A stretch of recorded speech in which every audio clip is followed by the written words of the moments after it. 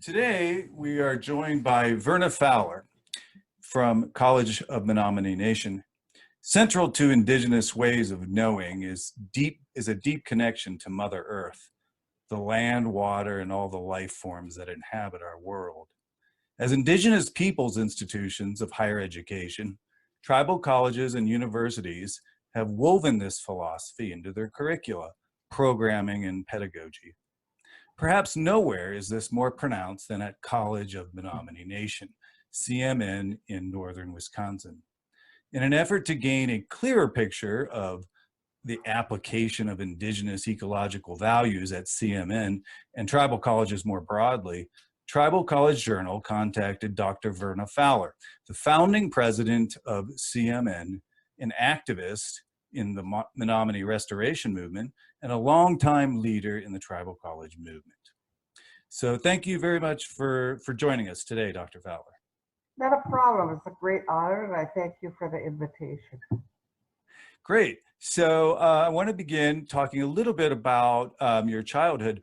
You grew up on the Wolf River near the Menominee Forest. What was life like then, and how did your childhood affect your outlook and shape who you became?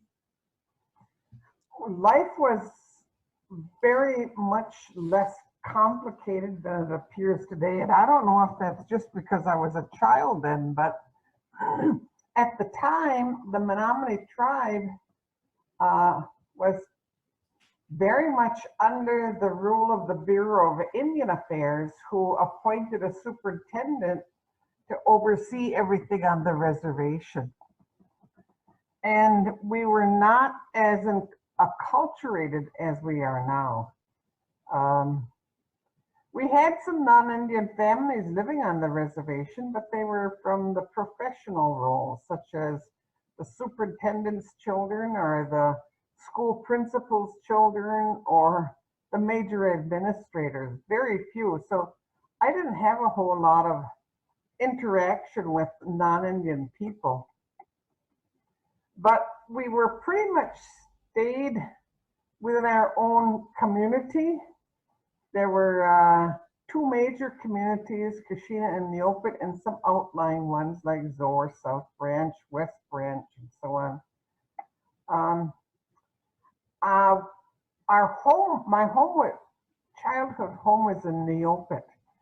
I was born in South Branch, which is in a fringe farming area of the reservation. But when I was born, my parents moved to Neopet, we were right on the Wolf River, across the river from the tribal sawmill. And as you stepped out our front door, to the right was where the forest started. And you could go in that woods and walk and walk and walk and see nothing but forest.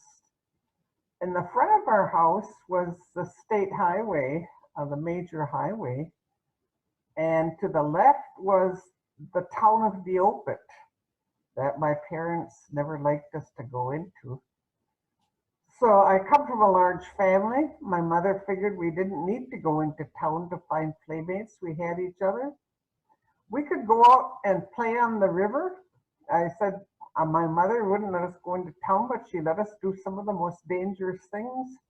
We could be all over the river, or sometimes we'd sneak into the mill and talk to some of the mill workers, and we would take some of the logs and use them as rafts and float them up to the islands, and which was in the woods, or we could go into the woods and play and go as far as we want, or travel as far as we want, and do what we wanted to do, whether it was pick flowers or berries or swing trees.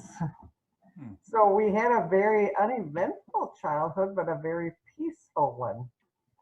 My dad worked for the tribal enterprises, not in the mill itself, which was across the river from us, but he was a forestry technician.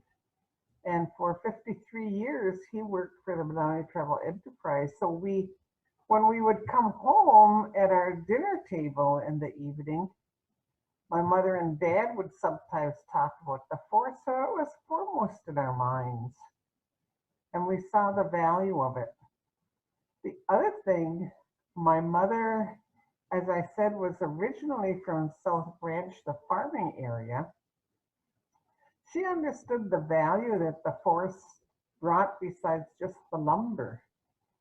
She would, in the summertime, pack a big lunch and take us picking apples or berries or ferns or cedar boughs or greens for Christmas wreaths and whatever else there was to pick or harvest to make extra money for the family, because I came from a very large family. Wow, it sounds like a Spent a sounds like lot of a time in the woods. yeah. Sounds nice. Um, can you tell our listeners a little bit about the role that the forest plays in Menominee history and culture?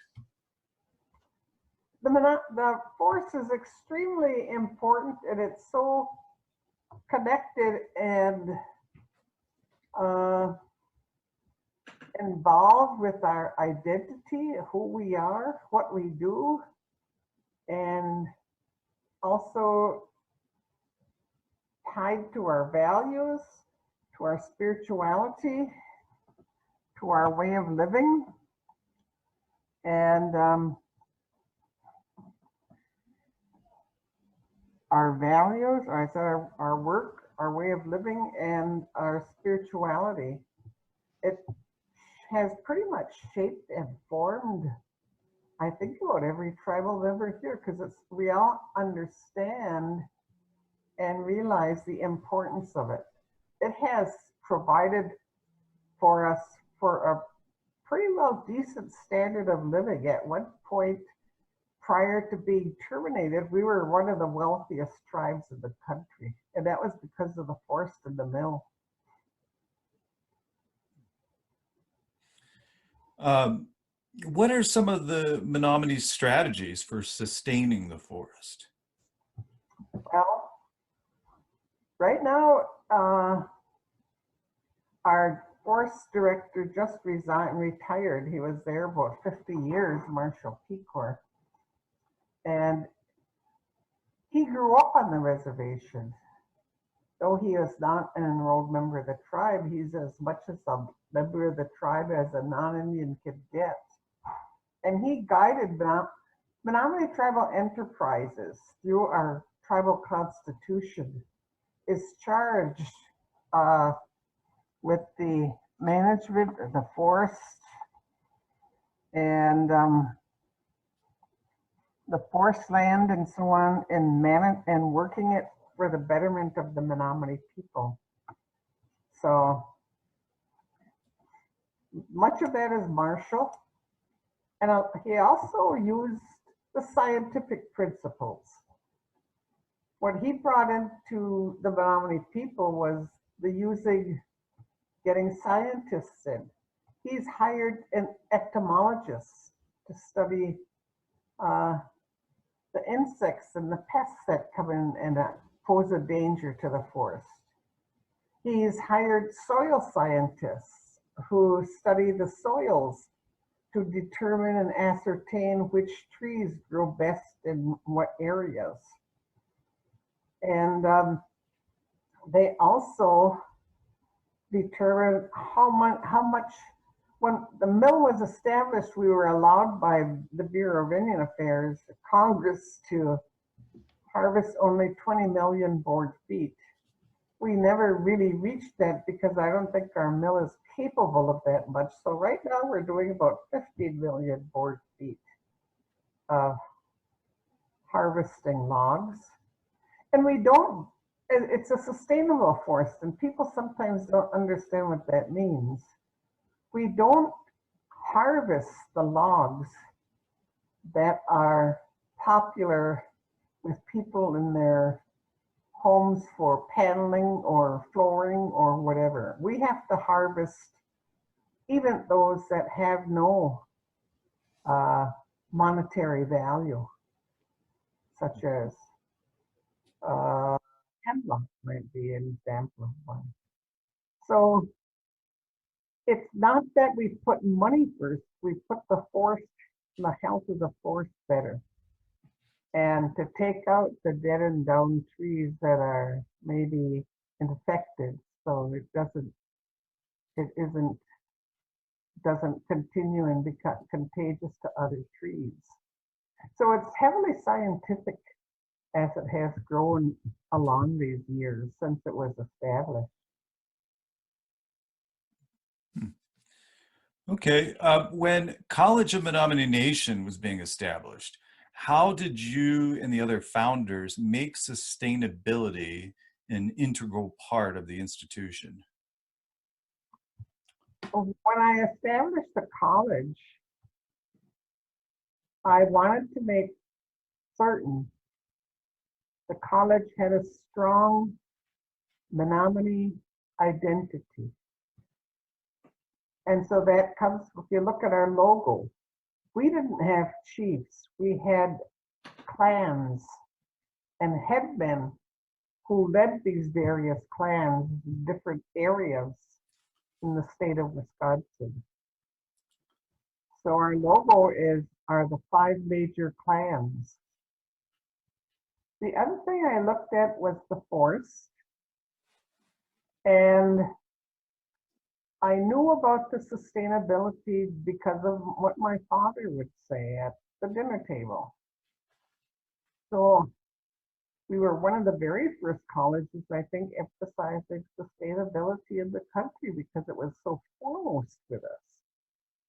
And to foster that identity, I established the Menominee College Sustainable Development Program.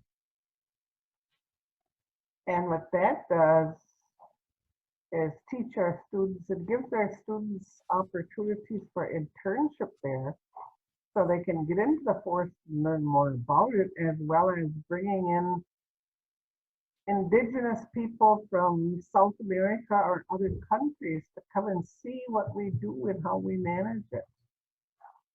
So we placed a lot of emphasis on sustainability, and that has, of course, grown in terms of gardening, in terms of refuse, collecting garbage, collecting aluminum, collecting batteries, all those types of things, batteries that can be recharged. So we're looking at what can be reused all the time. And the other thing I put a lot of emphasis on was technology. Because we're in northern Wisconsin and broadband isn't widely available. But I knew technology was a whole new age coming, and it would grow and grow and grow. And I wanted our students to be able to use the technology, whatever came along, to the best advantage we could as a Menominee tribe. So those were pretty much the 3 items I really focused on a lot. More broadly, in terms of ecological consciousness, how do tribal colleges differ from mainstream institutions? Well, first of all, you have to look at our student bodies. Just the poverty from which we don't have everything that the University of Wisconsin, for example, can offer, or St. Lawrence College in De Pere, which is for very wealthy people. We can't offer many of those things. But what we do is take our students within our forest into our habitat so they understand better our communities so that we can lead to the growth and betterment of our communities. So we have to struggle to really make a lot of things happen. And for that, we depend a lot on government funding. And the other thing is, our students are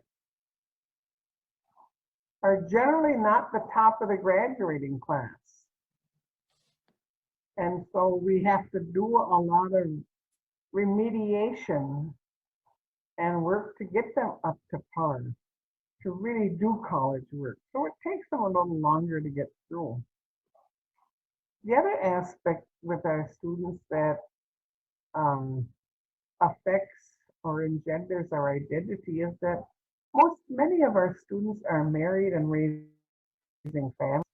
So we have to do a lot of activities for families, more so than just activities for students on campus.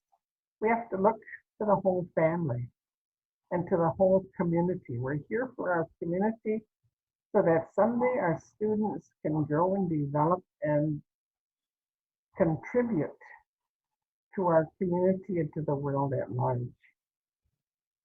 So our focus is a little different in that regard. And of course, if you went to a mainstream college, you wouldn't get the cultural heritage of one particular tribe or group of people. We focus on our tribal history and our tribal values and our tribal language. And the other tribal colleges focus on their tribal history and tribal language. You don't have Madison doing that for the students that come to them at University of Wisconsin-Madison. So in many ways, some of our aims are different, but the ultimate goal is to get a college degree, graduate, and go on and contribute to the world at large. And that's the choice of all colleges, I do believe. But we just take a different path toward that goal. Yeah. Tribal College Journal's blogger, Jasmine Niosh, who is a student at College of Menominee Nation and an environmental activist, observed that sometimes people drift into a sort of nihilism in regards to safeguarding the environment. They reason that with all the degradation going on and the powers that be, there's really no point in putting forth the effort.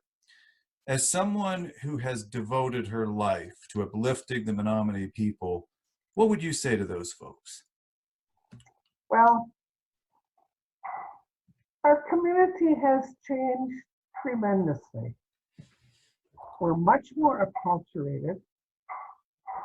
We have a lot of students that don't go to College of Menominee Nation, but aspire to go to Madison or some other schools. And some students just don't have that mindset in terms of the force and its importance to us.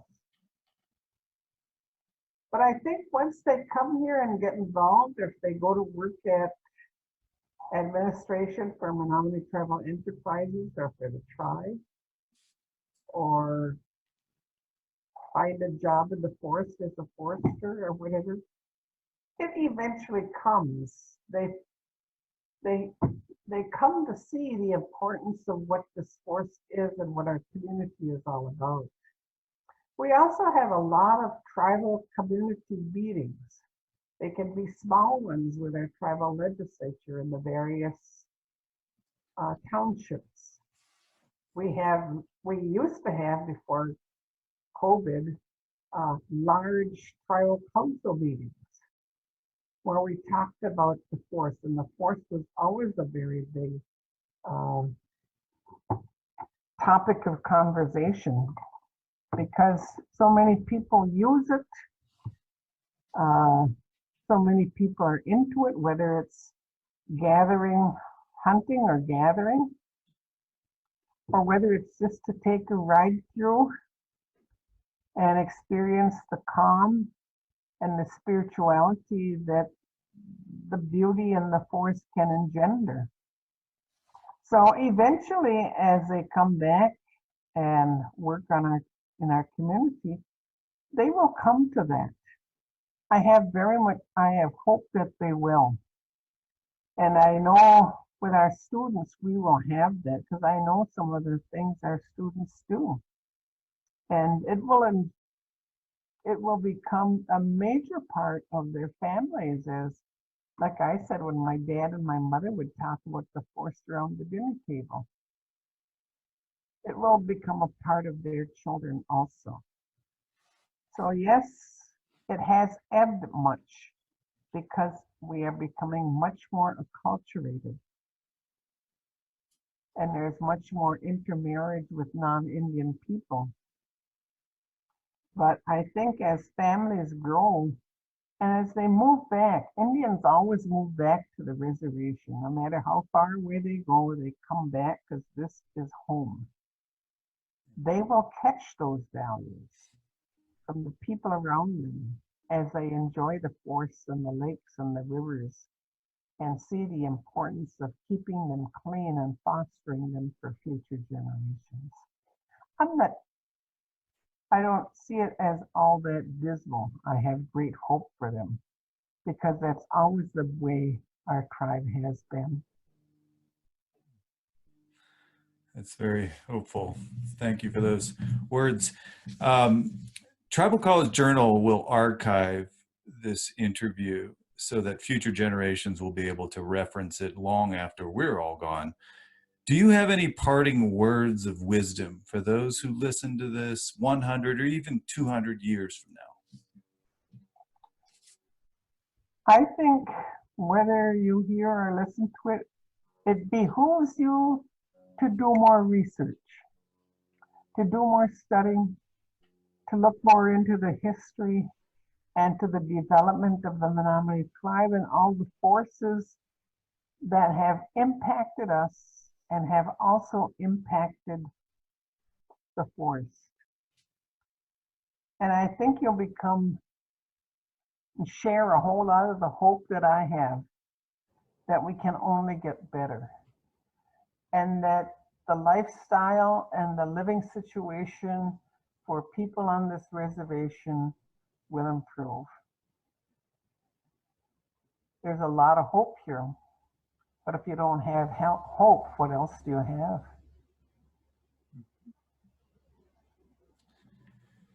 Well, thank you very much for those words of wisdom and for joining us on this edition of Current Reflections.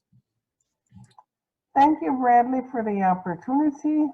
And if there's any more questions or anything else you need from me, don't hesitate to ask. It's always, I'm sure everyone in the Tribal College community will be pleased to hear from you. So thanks again, and I hope you have a safe and wonderful holiday. Thank you so much. And let the other Tribal College communities know that even though I'm retired, I very much support and remember them fondly. Thank you. Great. Okay, thank you so much. We'll talk to you soon. Thank you. Bye now. Bye-bye.